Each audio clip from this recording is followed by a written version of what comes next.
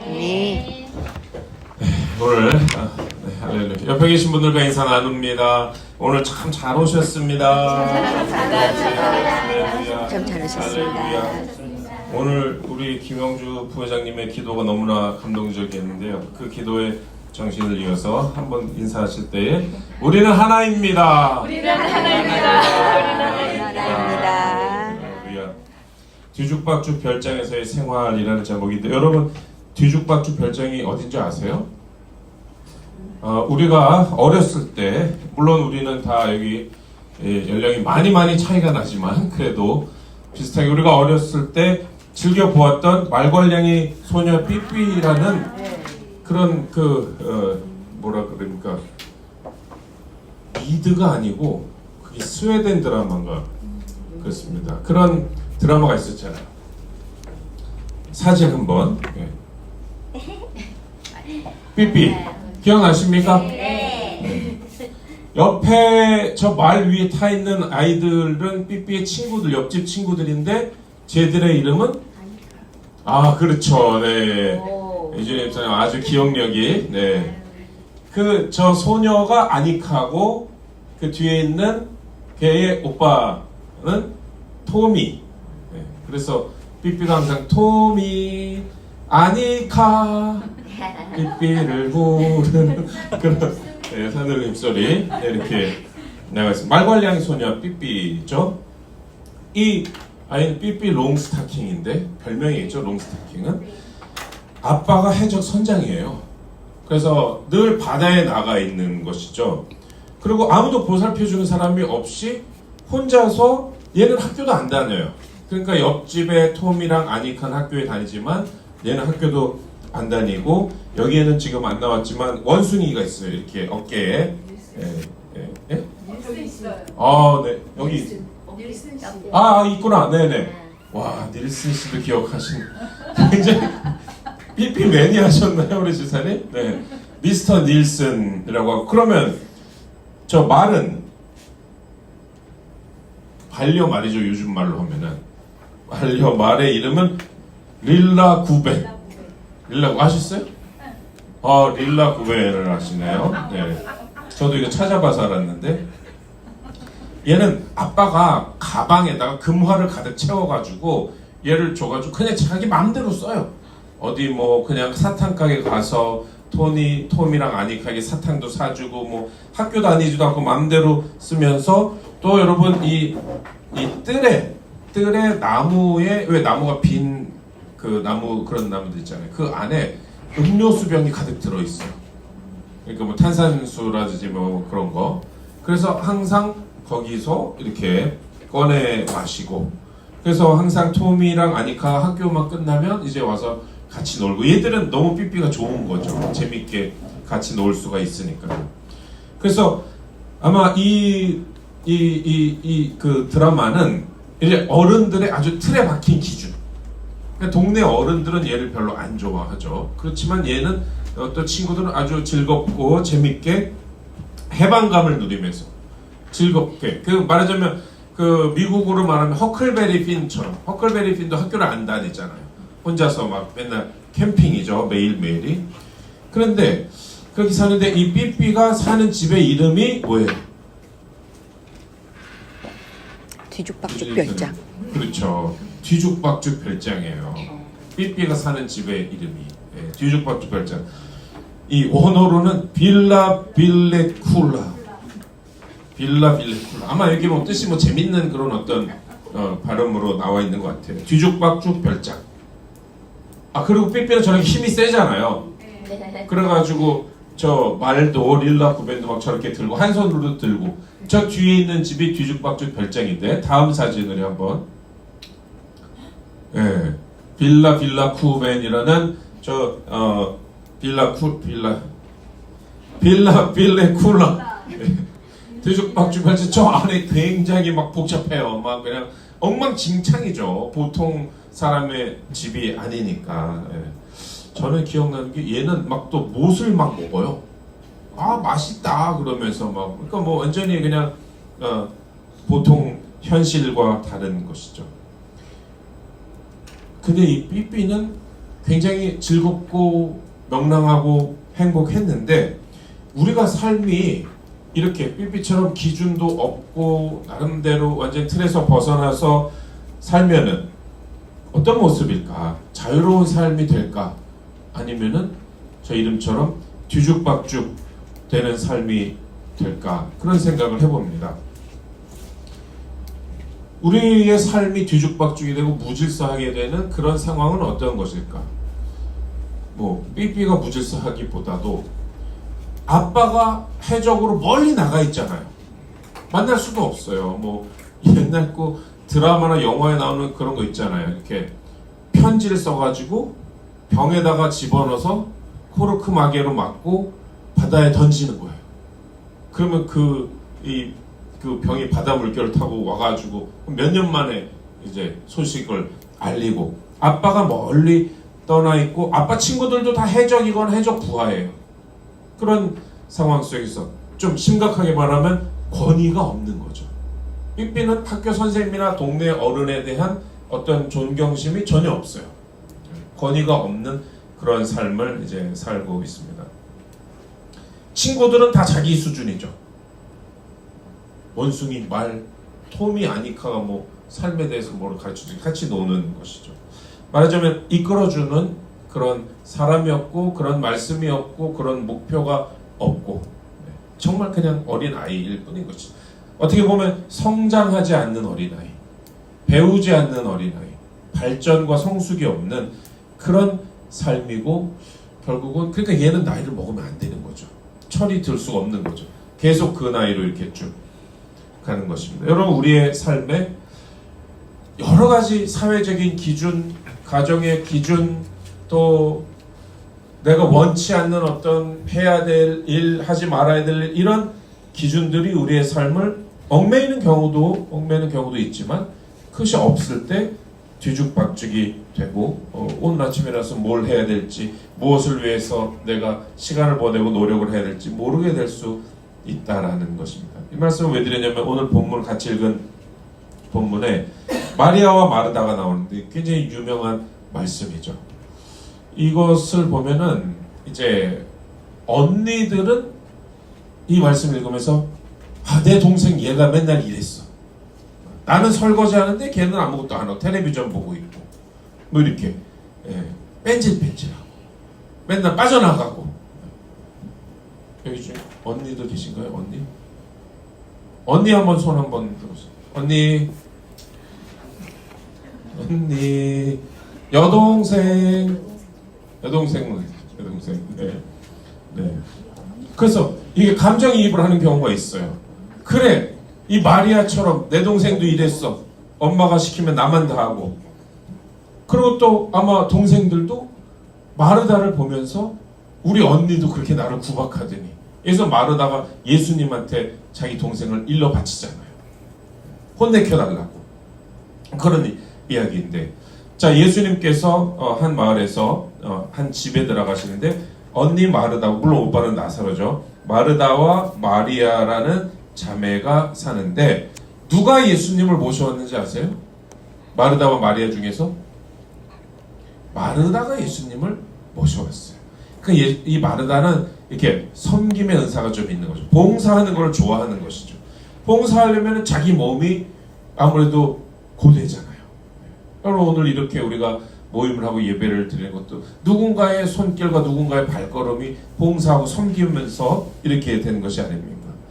그런데 마리아라 하는 동생이 있어서 얘는 처음부터 주님의 발치에 앉아서, 그러니까 예수님 앞에 이렇게 앉아가지고, 옛날에는요, 그러니까 옛날에 우리나라 시골에서는 책 보는 거는 논다고 생각했잖아요.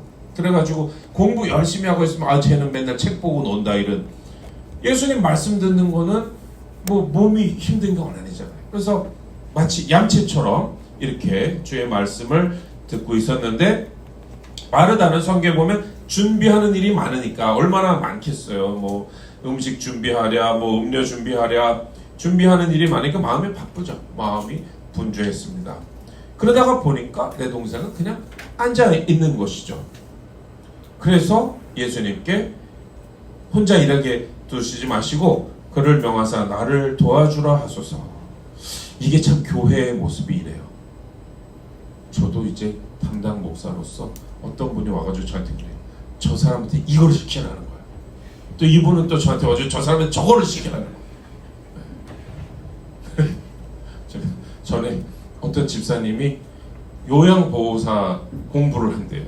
그래서 강의를 그 요양보호사도 점점 어려워지는 거 아시죠? 막 강의도 많이 들어야 되고 옛날에는 쉬었다고 하는데 그래서 한동안 수요예배를 한 2달인가 못 나오게 됐다는 거예요.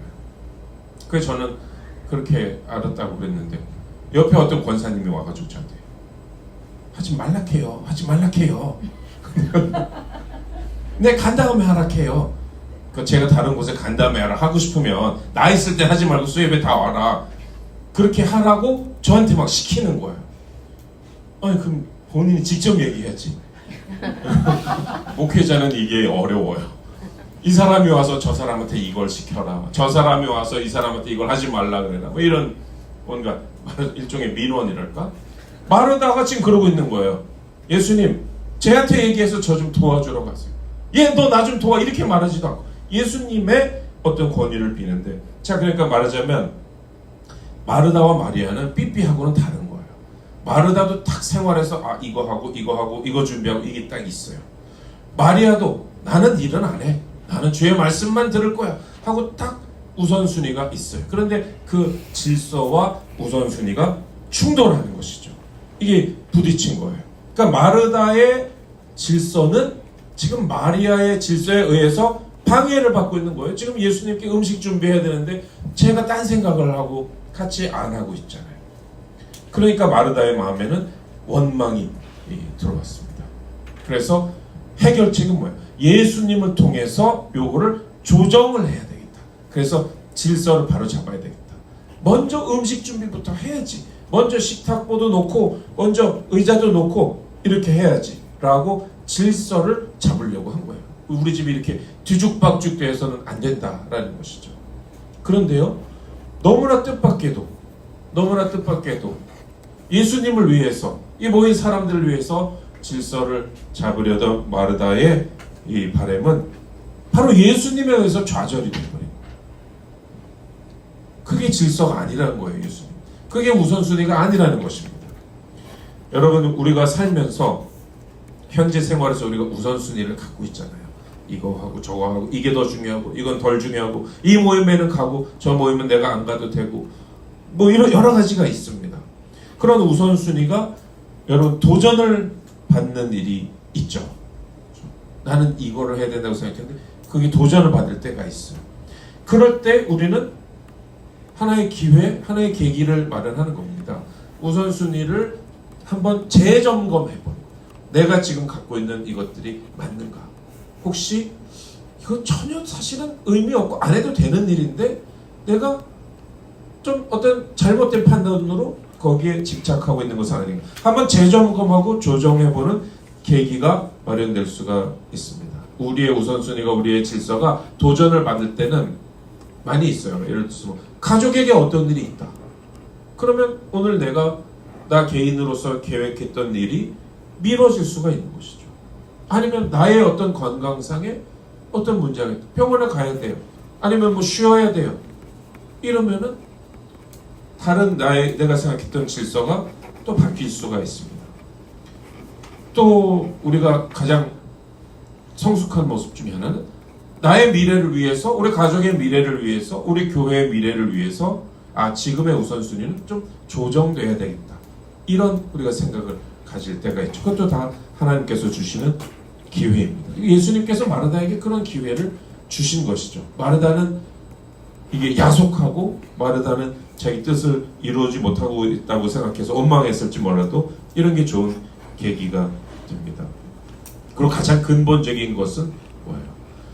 하나님이 우리 삶의 우선순위를 조정해 주는 거예요. 그냥 나의 일, 나의 가족, 나의 기분, 뭐 나의 취미 아니면 나의 계획, 미래, 나의 건강 이런 것들 사이에서 조정을 해서 내 삶의 질서가 이루어진다고 생각했는데 어느 날 하나님의 말씀이 내 삶에 탁 들어와서 어느 날 하나님의 은혜가 내 마음을 변화시켜서 어느 날 어떤 하나님이 주신 사명감이 내 삶의 우선순위를 바꿔놓는 그런 일이 있다라는 것입니다.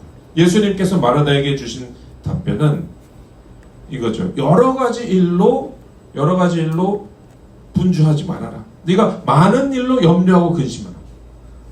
하도 많은 일을 하다 보니까 염려가 생기고 근심하고 있지만 줄여라. 몇 가지만 해라. 몇 가지. 중요한 거 몇 가지만 해라. 아니면 한 가지만이라도 족하다. 예수님의 이 정리. 여러분 그런 사람들 있잖아요. 정리정돈 전문가 있잖아요. 일본의 뭐 어떤 분이 유튜브에서 막 되게 유명해졌대요. 정리정돈 전문가래요. 이런 분이 정말 저희 집에 오셔야 됩니다.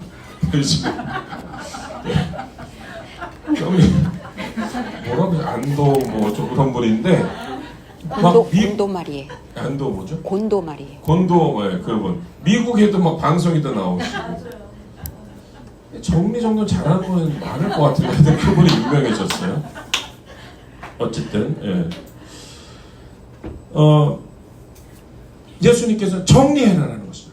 한 가지, 몇 가지나 한 가지만으로도 족하다. 그런데 그 족한 한 가지를 네가 하고 있는 게 아니라 네 동생 얌체처럼 보이는 마리아가 하고 있다.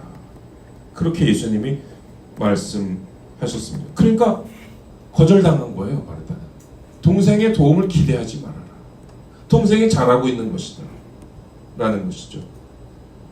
마르다는 무한하죠. 아니 우리가 모든 집이 그렇잖아요. 손님이 오시면은 그 우선순위가 되잖아요. 지난주에 저희 집에 손님이 오셨어요. 저희 어머니가 요즘 조금 다치셨는데 저희 어머니를 만나겠다고 우리 교회 권사님들과 집사님들이 오시니까 집안이 완전히 달라져 있더라고요. 그렇잖아요. 손님이 오시니까 청소를 해야 되잖아요. 정리를. 완전히 달라있는 모습으로. 근데 그거는 거의 동서고금 다 손님이 오시면 손님 맞이를 우선시 하잖아요. 근데 마르다는 그걸 하고 있었단 말이에요. 예수님이 손님인데 예수님 다른 손님도 아니고 예수님 자신을 맞이하기 위해서 여러 가지 일로 분주했는데 그게 아니라 마리아가 잘하고 있다니. 마르다는 너무 무한한 것이죠.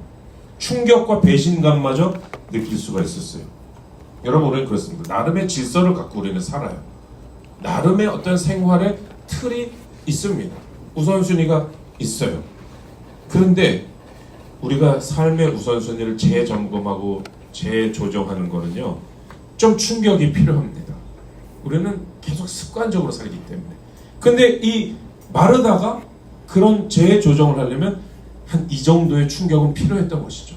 예수님 아니 너 말고 마리아가 좋은 쪽을 택해서 그 한 가지를 잘하고 있어. 너도 그렇게 많은 일 하려고 분주하고 염려하고 그러지 마. 몇 가지만 하든지 한 가지만 해. 말하자면 동생을 본받아. 언니로서는 얼마나 이게 청천벽력 같은 일. 언니 아까 어디 계시죠? 언니 청천벽력 같은 일이죠. 예. 여러분 이런 게 우리가 필요할 때가 있어요. 예를 들어서 어떤 뭐 충격요법이 얼마나 우리를 변화시키는. 부부가 싸우고 있어요. 막 다투고 있어요. 누가 잘했네 누가 못했네 뭐 섭섭하네 막 그러고 있는데 정말 심각하죠. 그렇게 다툴 때는. 그런데 막 책상이 흔들리고 식탁이 흔들려요. 지진이 일어난 거예요. 지진이. 여러분 이렇게 지진이 일어났는데 지진이고 뭐고 일로 와봐 책상 밑으로 그럼 기어 들어와 계속 잘잘못을 따져야지. 이럴 부부가 있을까요? 모든 것은 중단되는 것이죠. 모든 건 중단되고 지금 이 중요한 이 지진에 이걸 빨리 대피하고 이 문제부터 해결해야 되는 거죠. 여러분 우리 삶에 충격이 올 때 그게 참 우리한테 불편할 수도 있고 하던 일이 중단되고 어떤 그 익숙한 환경에서 원치 않게 벗어나야 될 때 굉장히 어려움이 있을 수 있지만 여러분 그게 예수님의 충격요법일 수 있다. 마르다에게 우선순위 재점검을 통해서 뒤죽박죽된 그 마음을 가라앉혀라. 뒤죽박죽 별장에서 계속 생활하지 말아라. 인생에서 진정으로 좋은 것, 우선시 되어야 할 것을 먼저 찾아라. 먼저 찾아라. 그렇게 예수님께서 메시지를 주셨는데요. 그 좋은 것이 무엇입니까? 바로 예수님의 말씀을 듣고 예수님과 친밀한 관계를 만드는 것.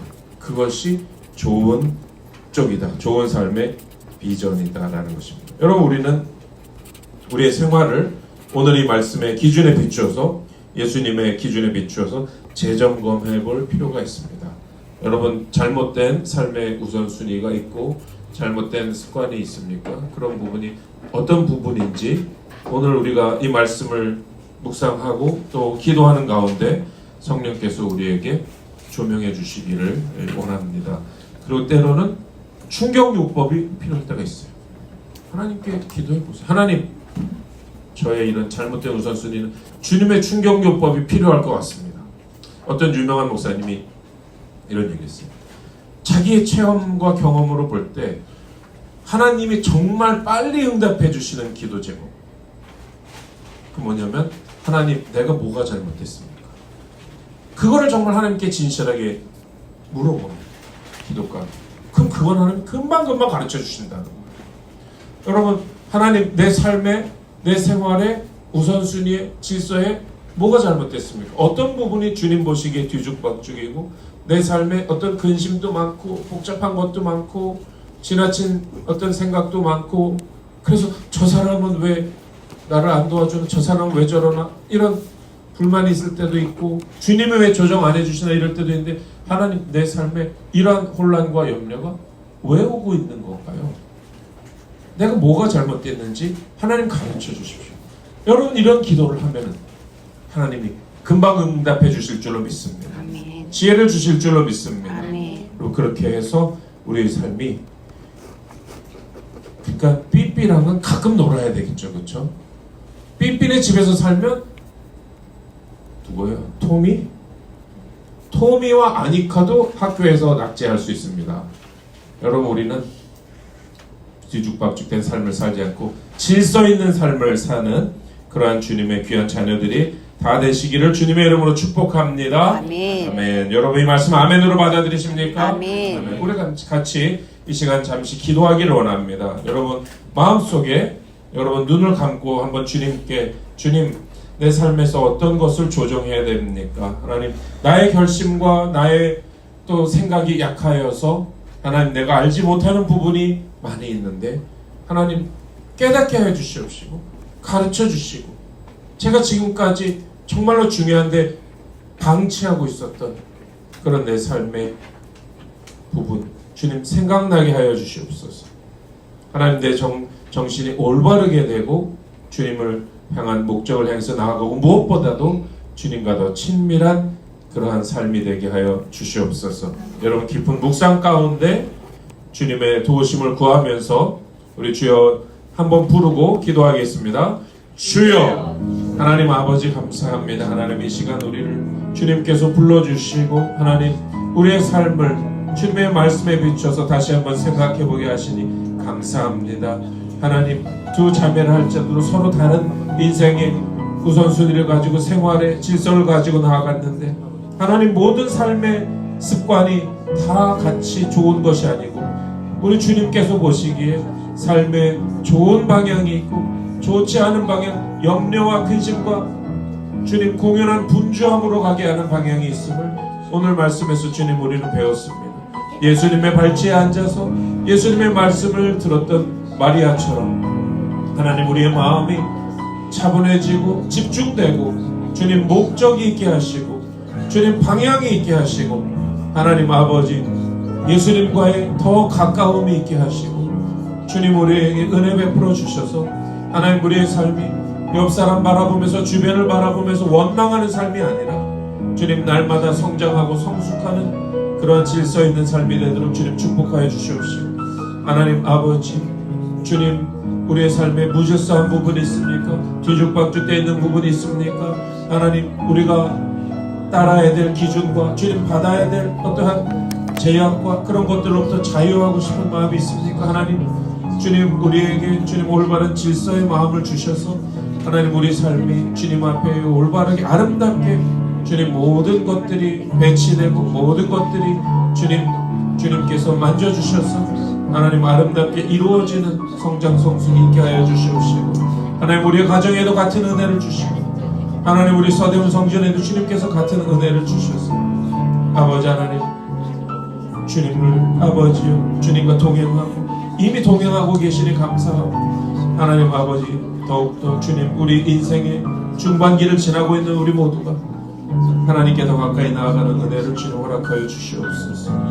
주님 믿습니다. 주님 감사합니다. 이미 우리의 기도를 들어주시니 감사합니다.